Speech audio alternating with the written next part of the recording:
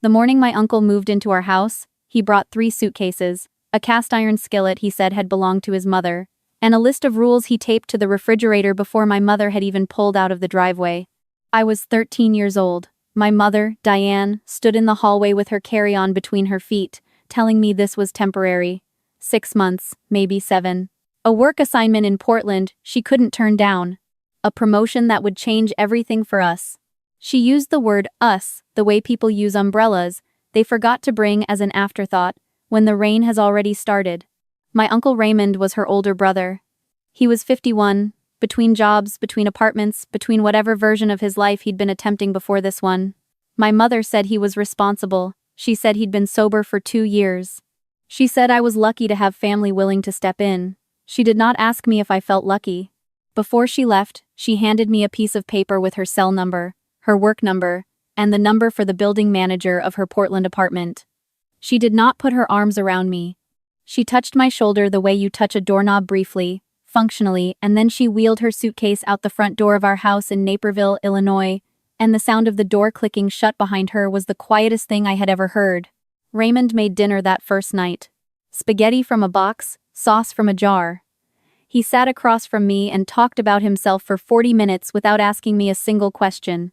He told me about a contracting job that fell through, a friend who owed him money, a knee injury that had never healed right. He spoke the way people speak when they are performing normalcy for an audience they don't fully trust. I ate and nodded and carried my plate to the sink and said goodnight. I had been taking care of myself in small ways for years. My mother worked long hours in pharmaceutical sales and traveled 3 weeks out of every month. I knew how to do laundry. I knew how to make grocery lists and stay under budget. I signed my own absence notes in handwriting that didn't quite match hers and hoped no one looked closely. I was the kind of kid who made teachers comfortable because I didn't require anything. I thought this was a skill. I did not yet understand it was a symptom. Raymond started drinking again on day 11. I know the exact day because I had already started keeping a notebook. Not out of any particular foresight, just habit. I had kept journals since I was 9, spiral-bound, filled with homework reminders and book recommendations and observations about things I didn't know how to say out loud. When I noticed the first empty bottle under the bathroom sink, I wrote it down. Date, time, what I had seen. I don't know why. Something about the way Raymond looked at me when he came home that evening, a sliding, unsteady look that moved across my face without quite landing, made me want to write things down.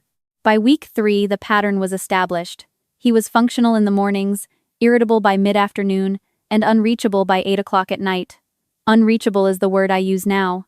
Then I just thought of it as the time when I needed to be quiet and invisible and in my room with the door closed.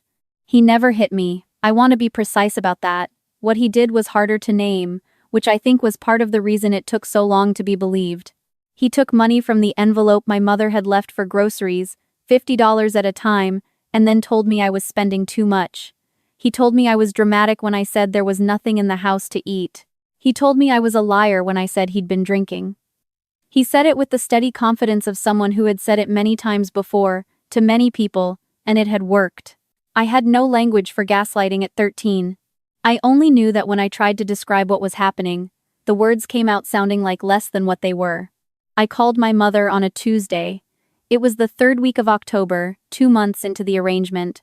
I had rehearsed what I wanted to say on the walk home from school, the way I rehearsed presentations, quietly and in order. Raymond had taken $200 from the grocery envelope over the past 3 weeks. The refrigerator had a half-empty bottle of ketchup, a block of cheese with a corner of mold I'd trimmed off, and 4 eggs. I had been eating lunch at school and rationing dinners. I was tired in a way that had nothing to do with sleep. My mother picked up on the 4th ring. I could hear an air conditioner and the low buzz of a television in the background. I told her about the money. She was quiet for a moment and then she said, "Raymond doesn't drink anymore. He told me that himself."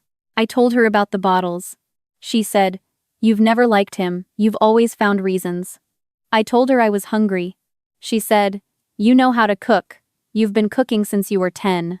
Then she said the thing that I still hear sometimes, at odd moments, in the pause before I fall asleep. She said, "I worked very hard to make this opportunity happen. I need you to not make this harder than it is."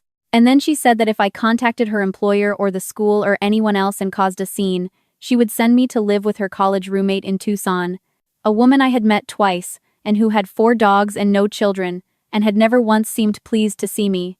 I said okay. I hung up. I sat on the edge of my bed and looked at the wall for a while. Then I went to my desk and got out my notebook. My teacher that year was a woman named Mrs. Ferraro, who taught 8th grade English and had a habit of writing comments in the margins of essays in green ink instead of red because she said red felt punitive. She had stopped me after class in September to tell me that a short story I'd written about a girl who plants a garden in secret was the best thing she'd read from a student in several years. I had not known what to do with this, so I said thank you and looked at my shoes. In November, I turned in an essay about responsibility. It was technically about the novel we were reading, but I had written the last paragraph quickly, without planning to, and it had come out strange and unguarded in a way that surprised even me when I reread it. I wrote about what it felt like to be reliable to everyone except the people who were supposed to be reliable to you. Mrs. Ferraro asked me to stay after class.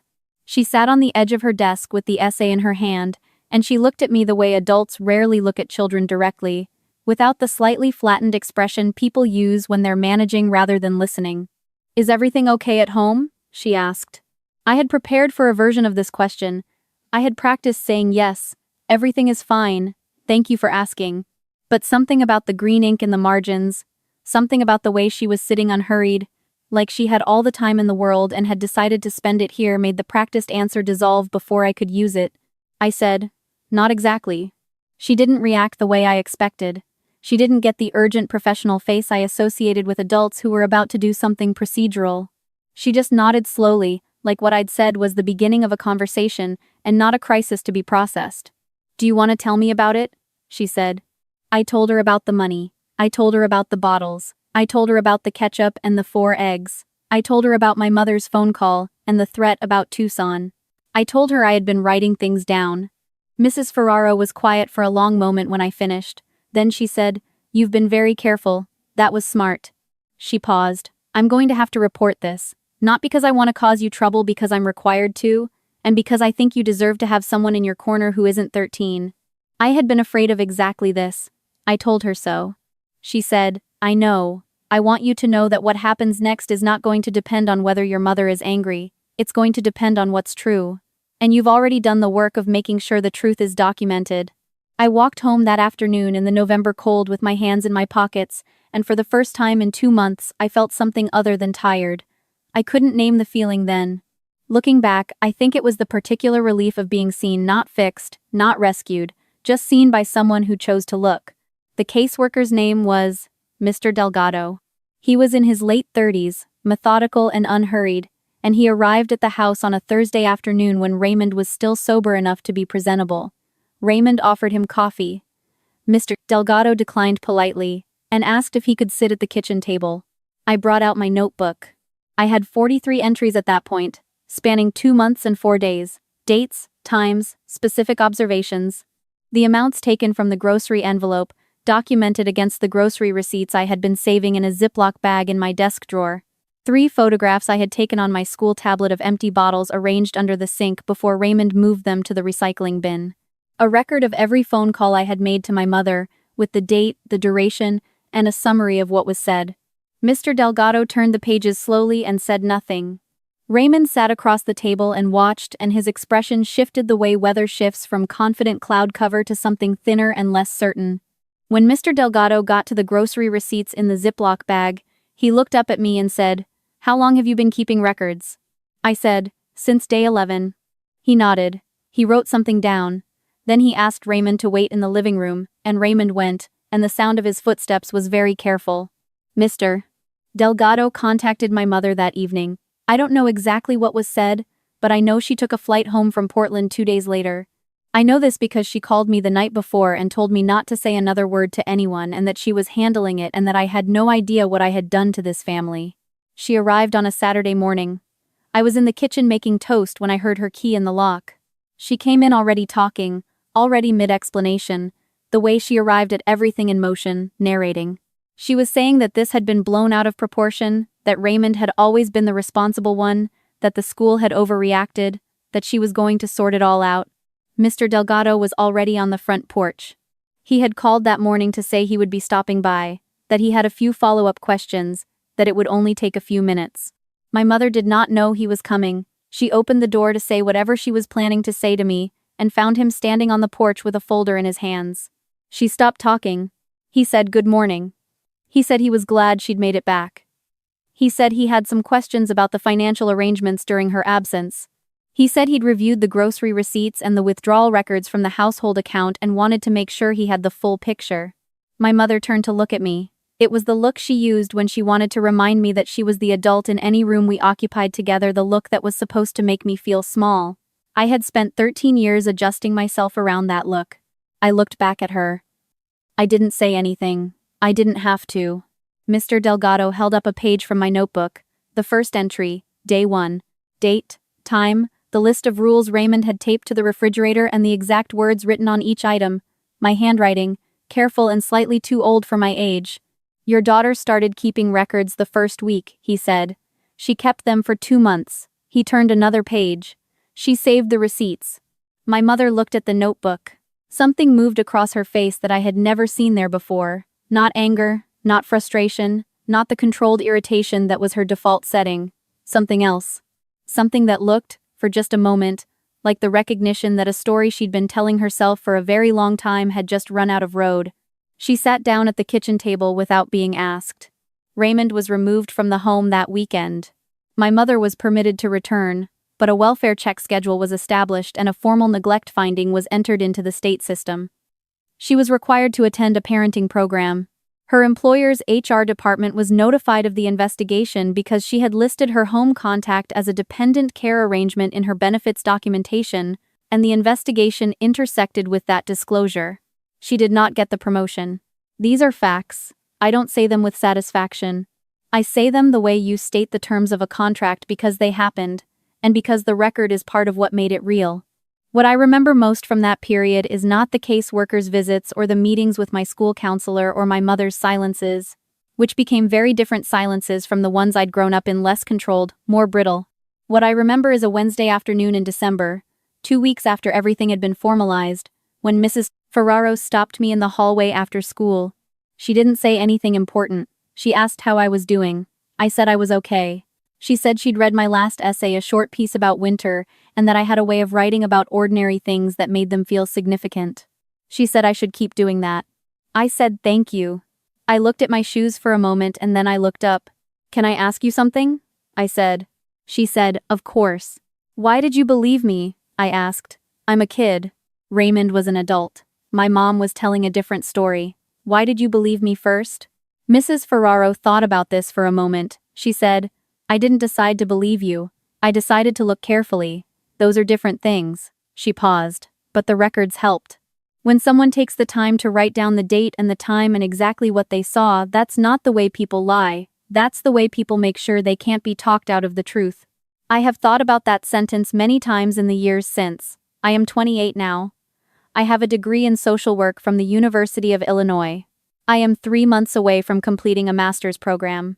I work with adolescents in the foster system, and on the first day I meet a new kid, I give them a notebook, a real one, spiral-bound, with a pen that actually works. I tell them to write down what they see, dates, times, details.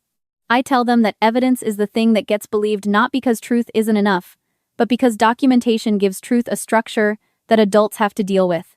My mother and I are not close. We are in contact. She completed the parenting program. She has, over the years, made what I think are genuine efforts to understand what happened, though the understanding comes slowly and imperfectly, and often at the cost of a conversation that leaves us both tired. Last spring, she called to tell me she had started therapy. She said she knew she hadn't protected me. She said she was sorry. She said it plainly, without excuses attached, and that plainness was the most valuable thing she'd offered me in 15 years. I didn't tell her she was forgiven, because I'm not sure that's the right word for what I feel. I'm not sure forgiveness is a destination you arrive at and stay. I think it might be more like a direction, something you keep choosing, imperfectly, in the small decisions of ordinary days. Raymond, I don't see. That is a choice I made and have not reconsidered. What I want to tell you, and I'm speaking directly to you now, whoever you are, however you found this, is that I was 13 years old with a spiral notebook and a ziplock bag of grocery receipts, and that was enough. Not because the world is fair or because systems always work or because adults can be counted on to do the right thing without being shown, clearly and repeatedly, what the right thing is. But because I wrote it down. Because I made it real on paper before anyone else was ready to make it real in a room.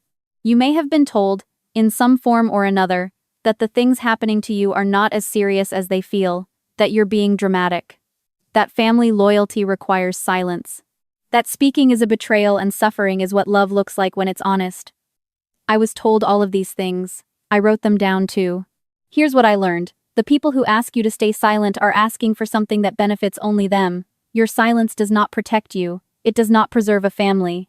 It preserves a story that someone else wrote. About your life, without your permission. You are allowed to keep records. You are allowed to show them to someone you trust. You are allowed to take up space and make noise and be, as someone once said to me in green ink in the margin of an essay, exactly as significant as the things you've survived. The notebook on my desk right now is the 14th one I've filled since I was 13 years old. The first 13 are in a box on the top shelf of my closet. I have not thrown them away. I don't think I ever will. Some of us came to understand, slowly and at real cost, that silence is not the price of safety. It is only ever the price of someone else's comfort. I hope you know the difference. And if you don't yet, I hope you find a Mrs. Ferraro, or a Mr. Delgado, or an empty notebook and a pen that works, before the cost gets too high.